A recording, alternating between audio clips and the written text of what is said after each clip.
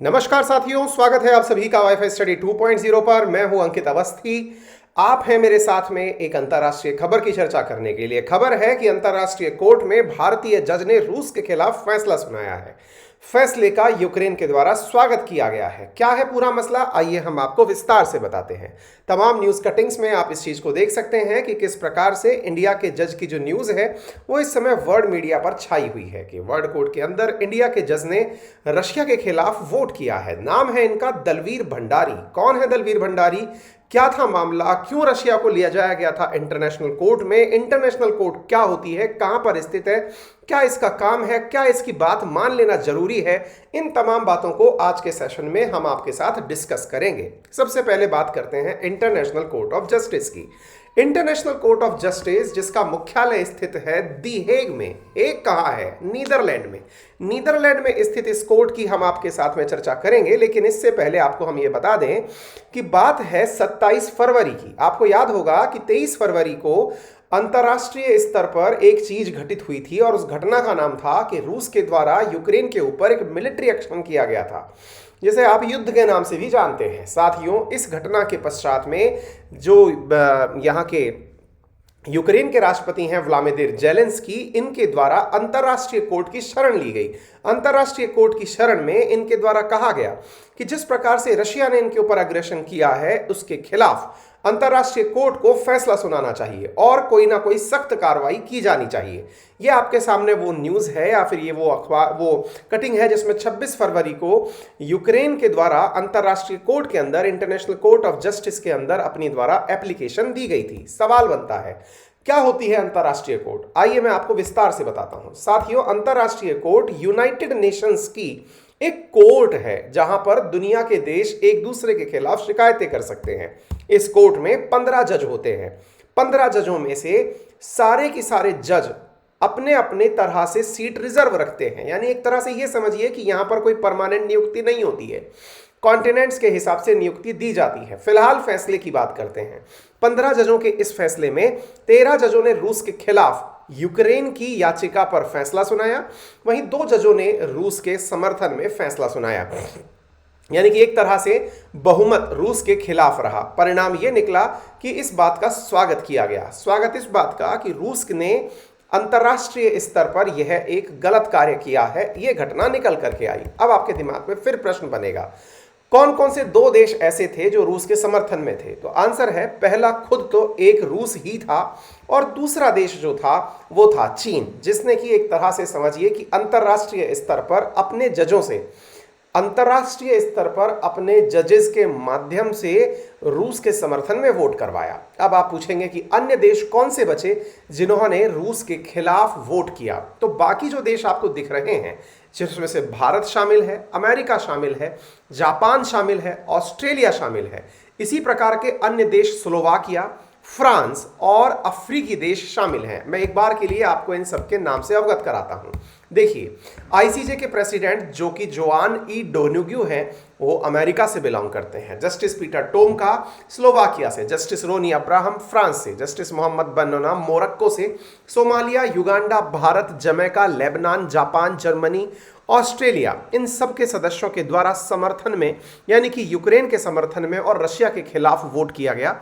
और vice president justice Kirill गोर्न जो कि रूस के हैं और जस्टिन सू हनकिन जो चीन के हैं, उन्होंने रूस के समर्थन में वोट किया। अब आप पूछेंगे परिणाम क्या निकलता है, फैसले से क्या अर्थ निकलेगा? फैसले का अर्थ यह है कि रूस के खिलाफ एक्शन लिया जाना चाहिए। सीधा सीधा सा अर्थ यह समझिए कि रूस के खिलाफ एक्शन लिया जाना चाहिए। लेकिन अन्य प्रश्न बनता यही है कि मान लीजिए अंतर्राष्ट्रीय स्तर पर कोई कोर्ट का फैसला ना माने तो क्या होगा? तो साथियों, सबसे बड़ा सवाल बनता है कि यदि आईसीजे की बात किसी ने नहीं मानी तो यूनाइटेड नेशन सिक्योरिटी काउंसिल उस देश के खिलाफ एक्शन ले सकता है। अब आप सवाल पूछेंगे, अंतर्राष्ट्रीय स्तर पर अगर आईसीजे की बात नहीं मानी तो यूनाइटेड नेशन सिक्योरिटी काउंसिल, जिसमें 15 देश हैं, जिसके अंदर 5 परमानेंट हैं, 10 नॉन परमानेंट हैं, अगर वो इसके समर्थन में उतरते हैं तो सैनिक कार्यवाही की जा सकती है उस देश के खिलाफ जिसके खिलाफ फैसला सुनाया गया है। तो आप फिर प्रश्न पूछेंगे कि sir, United nation security council के अंदर तो रशिया खुद भी है।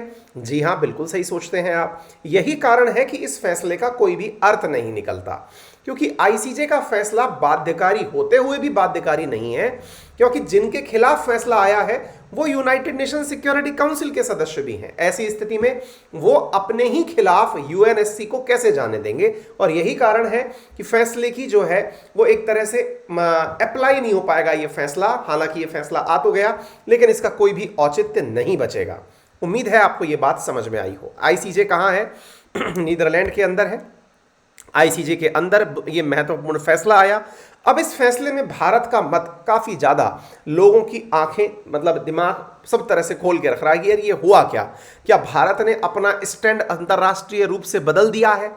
तो आंसर है जी नहीं। आप पूछेंगे कि भारत ने अंतर्राष्ट्रीय स्तर पर अपना फैसला नहीं बदला, तो फिर भारतीय जज ने फैसला क्यों सुनाया? तो आपको इस तरह से समझना होगा कि भारत ने भले ही अंतर्राष्ट्रीय स्तर पर अपनी बातें यूनाइटेड नेशंस के अंदर एक तरह से वोट से एब्सकॉन करके की हैं। एब्सकॉन करने का अर्थ होता है हमने अपने आप को वोटिंग से परे रखा है, लेकिन जज का काम होता है न्याय देना, और न्याय देते समय वो दो पक्षों में से किसी एक पक्ष की तरफ जाता ही है जो सही है, या फिर जो अपनी वहां पर जज के सामने रखी गई जो भी तथ्य हैं उनके हिसाब से निकल करके जो चीजें आती हैं। यही कारण है कि 13 जजेस के साथ साथ भारत को भी रशिया के खिलाफ फैसला सुनाना पड़ा। हालांकि इस फैसले का प्रभाव किसी भी प्रकार से भारत और रशिया के संबंधों पर नहीं पड़ेगा, क्योंकि अंतर्राष्ट्रीय कोर्ट में दिया गया फैसला भारत का आधिकारिक मत नहीं है, अपितु आईसीजे के एक जज का मत है। इसे भारत का मत नहीं समझना चाहिए, और ना ही यह भारत का मत है, क्योंकि यूएनएससी के अंदर भारत ने अपना स्टैंड बहुत पहले क्लियर कर रखा है।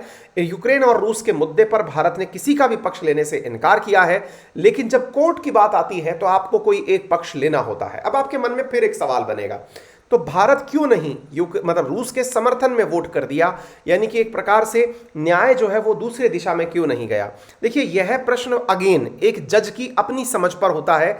हम इस प्रकार से समझ सकते हैं कि हमने अपने न्यायाधीश को किसी भी प्रकार से प्रभावित करने का कार्य नहीं किया। यह न्यायाधीश का अपना मत है, वो किसी भी प्रकार से हो सकता है, और यही न्याय की सर्वोच्चता दर्शाता है। जज दलवीर भंडारी जिन्होंने ये कारनामा कर दिखाया, ये हैं कौन? आइए मैं इनके बारे में आपको बताता हूं। हालांकि मैं पहले भी आपको बता चुका हूं, यूनाइटेड नेशन सिक्योरिटी काउंसिल के अंदर यूक्रेन के विषय पर भारत ने हमेशा वोट देने से इनकार किया है, और भारत चाइना और यूएई के साथ खड़ा हुआ दिखाई दिया है। आइए थोड़ा दलवीर भंडारी के बारे में जानते हैं। साथियों, दलवीर भंडारी 1991 में दिल्ली हाईकोर्ट के जज बने, 2004 में बॉम्बे हाईकोर्ट के चीफ जस्टिस बने, 2005 में सुप्रीम कोर्ट में इनको पदोन्नति मिली, 2012 में वहां से रिटायर्ड हुए, और 2012 में ही इन्हें अंतर्राष्ट्रीय कोर्ट यानी आईसीजे जो कि हेग में है उसके अंदर जज बना दिया गया। 2012 में जब ये पहली बार चुनकर गए, उसके बाद में इन्हें फिर से 2018 में भारत की तरफ से नॉमिनेट किया गया, और दलवीर भंडारी जो हैं वो इस पद पर फिर से चुन करके चले आए। वर्तमान में ये अंतर्राष्ट्रीय कोर्ट में अंतर्राष्ट्रीय विषयों पर अपनी न्याय देते रहते हैं। साथियों, यूक्रेन के द्वारा इस विषय को बहुत ही सकारात्मक रूप से लिया गया है। उसने इसे पूरी तरह से अपनी जीत बताया है और कहा है कि रूस के खिलाफ ये दुनिया के मत को दर्शाता है। निश्चित ही अमेरिका इस फैसले का स्वागत करेगा, क्योंकि अल्टीमेटली रूस के खिलाफ आया हुआ फैसला है। यही कारण है कि स्टेट जो स्पोक पर्सन है नेड प्राइस, उन्होंने इस फैसले का स्वागत किया है। आपको जानकारी हो कि दुनिया के अंदर 193 देश जिस संस्था में जाकर बैठते हैं उसका नाम यूएन है। उसके अंदर 5 परमानेंट मेंबर हैं जिन्हें आप यूएनएससी का परमानेंट मेंबर कहते हैं, जिनके पास वीटो पावर्स होती हैं। इसके अलावा 10 नॉन परमानेंट मेंबर भी होते हैं। इंटरनेशनल कोर्ट जो है ये नीदरलैंड के अंदर स्थित है। 1945 में इसे स्थापित किया गया था, और इसका मुख्यालय जो है द हेग के अंदर स्थित है। अब आप पूछेंगे क्या रूस के ऊपर इसका कोई फर्क पड़ा? जैसा मैंने आपसे पहले कहा कि इसका कोई फर्क रूस के ऊपर इसलिए नहीं पड़ेगा क्योंकि रूस खुद यूएनएससी का मेंबर है, तो अपने खिलाफ ये खुद से ही फोर्सेस को जाने का ऑर्डर कैसे दे सकेगा? इसका मतलब ये आदेश स्वतः ही उल्लंघनकारी है, इसका कोई भी अर्थ निकल करके नहीं आता है। क्या आज से पहले भी इस प्रकार की घटनाएं हुई हैं? बहुत बार हुई हैं।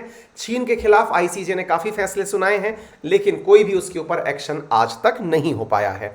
फिलहाल के लिए इतना ही। यदि आपको यह जानकारी पसंद आई हो तो इस सेशन को सभी साथियों से जरूर शेयर करिएगा। चैनल पर नए हैं तो अभी सब्सक्राइब कर लीजिए।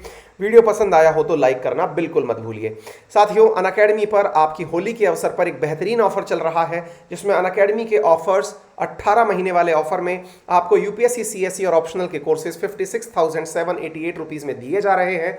यदि आप मेरा रेफरल कोड अंकित 10 यूज़ करते हैं तो आपको अनअकैडमी पर 10% के स्थान पर 20% डिस्काउंट ऑफर किया जा रहा है।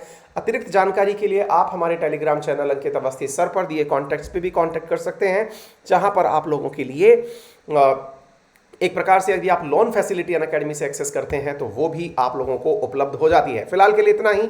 अपना ख्याल रखें। हैप्पी